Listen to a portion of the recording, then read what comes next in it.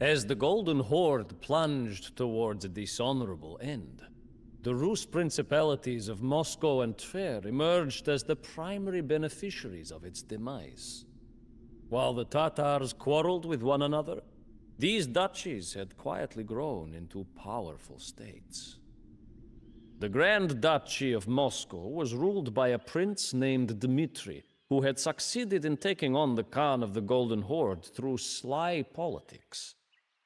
Algirdas's recent territorial gains made him and Dmitri close neighbors, and the two men circled each other like wild beasts of prey, each waiting for the other to flinch.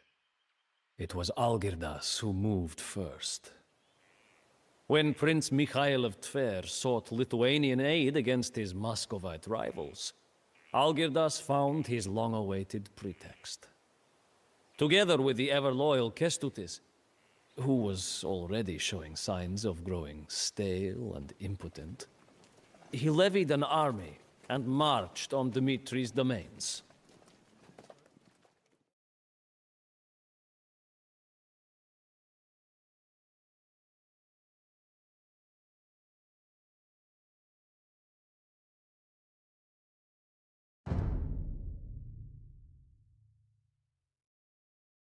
We must hurry!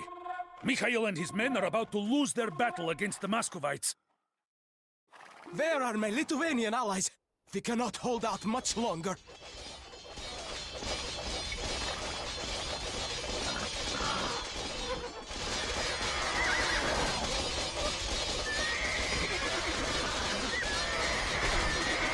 Algirdas and Kestutis. There you are at last. A few moments later, and I would probably be lying dead in the dust.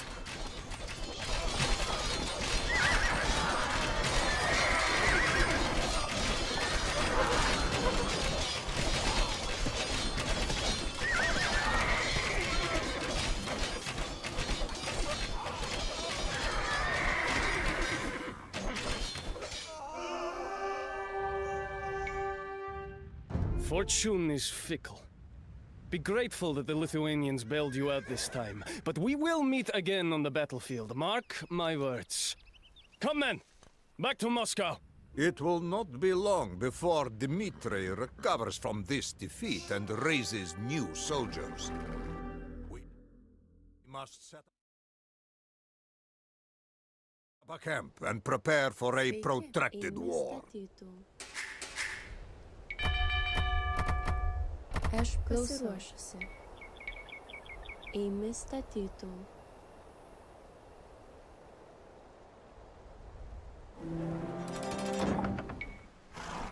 Ką įsakysi? Tuojaus.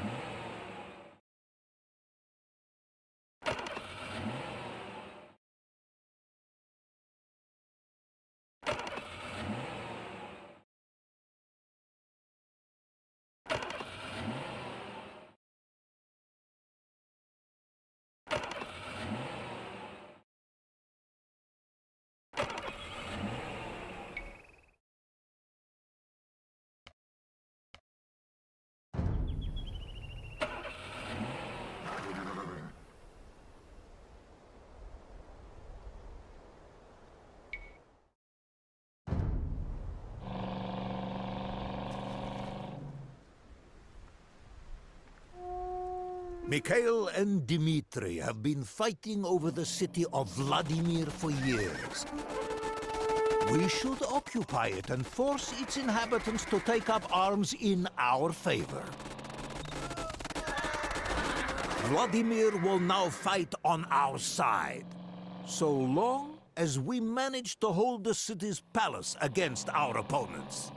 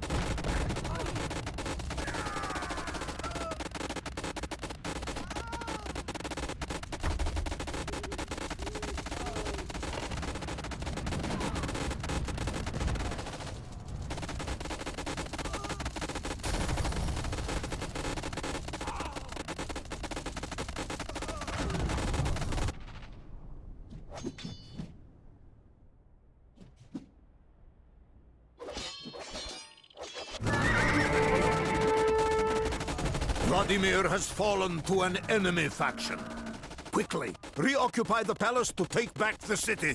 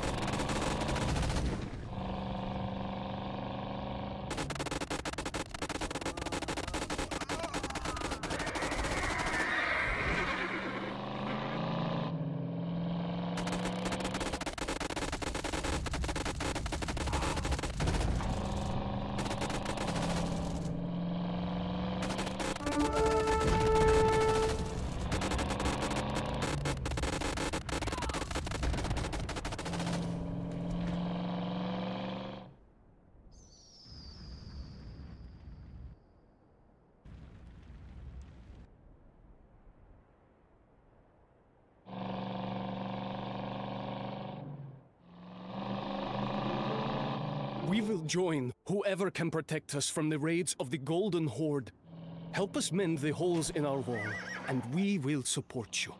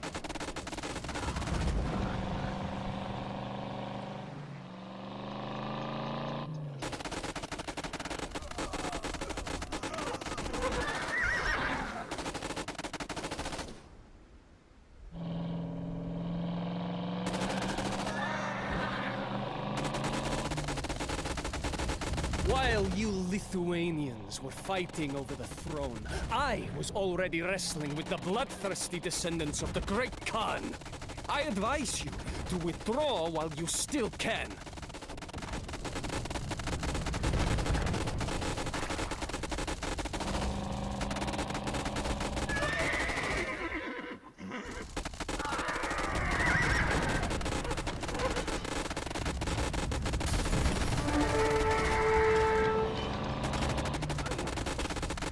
We have burned one Muscovite food storehouse to the ground. 5 more are left.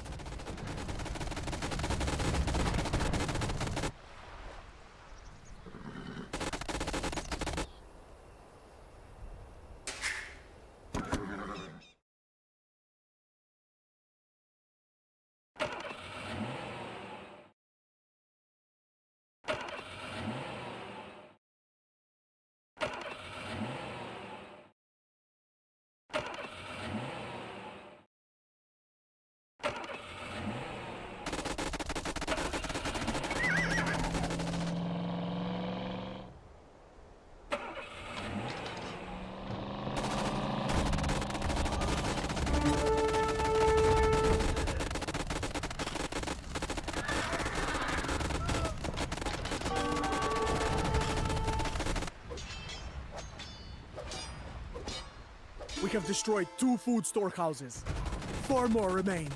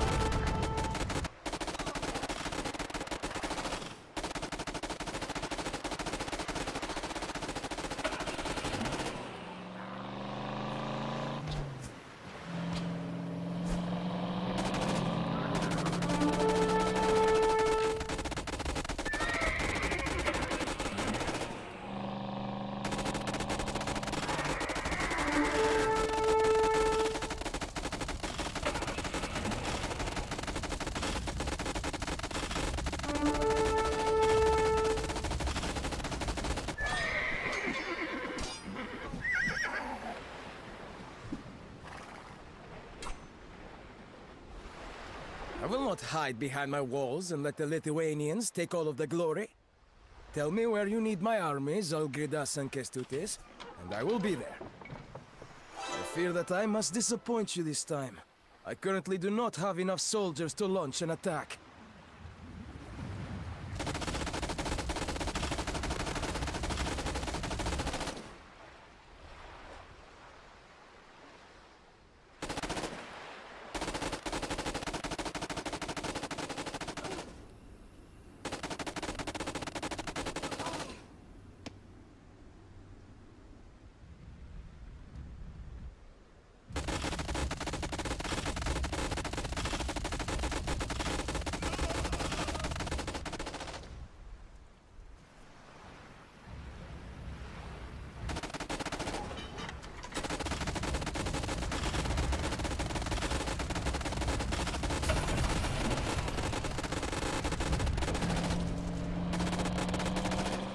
As you wish.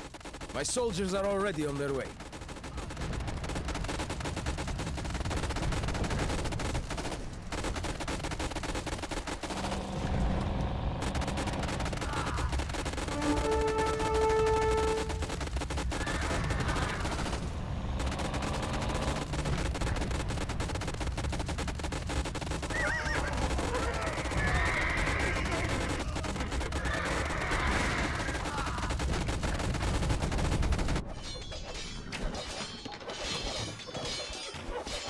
Three food storehouses have gone up in flames!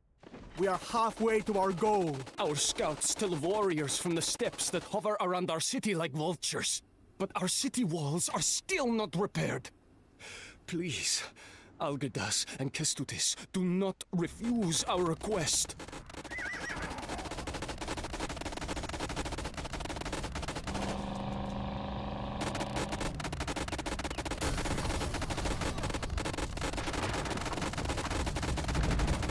Four food storehouses lie in ruins. Soon, the Muscovites will no longer be able to obtain the supplies to keep up their defense.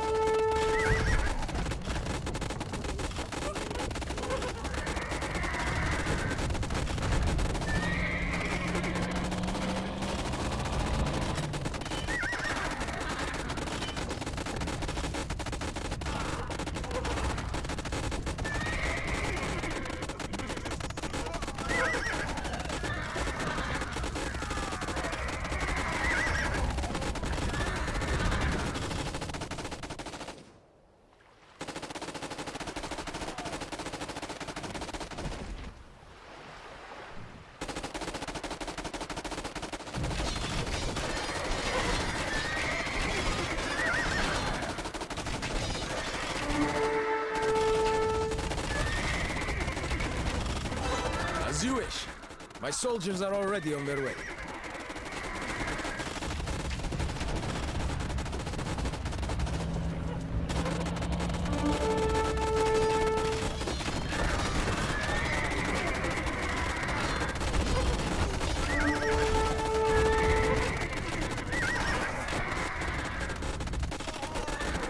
Five food storehouses have fallen victim to our onslaught.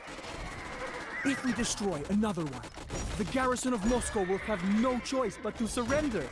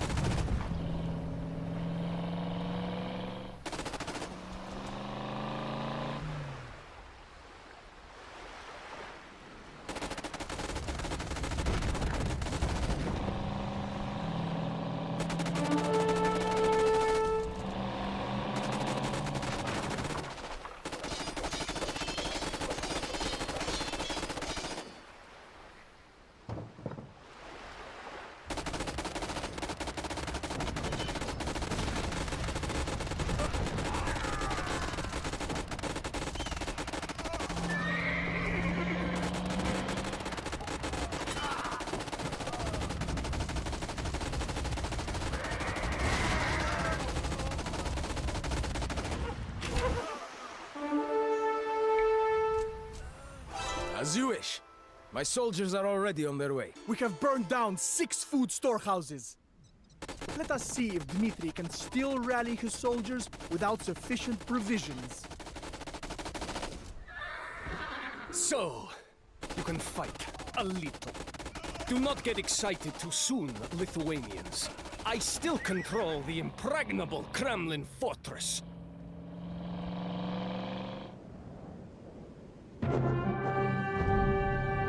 The combined forces of Algirdas and Kestutis managed twice to penetrate into the heart of Moscow. But the walls of the Kremlin brought their advance to a halt each time. Its white limestone walls proved to be an impassable obstacle. Even Algirdas admitted that the Muscovite prince had constructed a military wonder. The war dragged on for years. Neither the Lithuanians nor the Golden Horde, which intervened late in the war, could force a decisive victory. In the end, the only remaining option was to sign a treaty that allowed all parties to return home without losing face. Keeping this peace was Algirdas's last great feat. For a man so shaped and defined by war, it was an odd end. But it meant that he died undefeated. We burned his corpse according to the old custom, on a ceremonial pyre with 20 of his beloved horses and many of his favorite belongings. When the flames began to consume his lifeless body, I looked into the blaze in silence. My father had created an empire stretching from the Baltic Sea in the north to the Black Sea in the south. And I, Jogaila, would be his heir.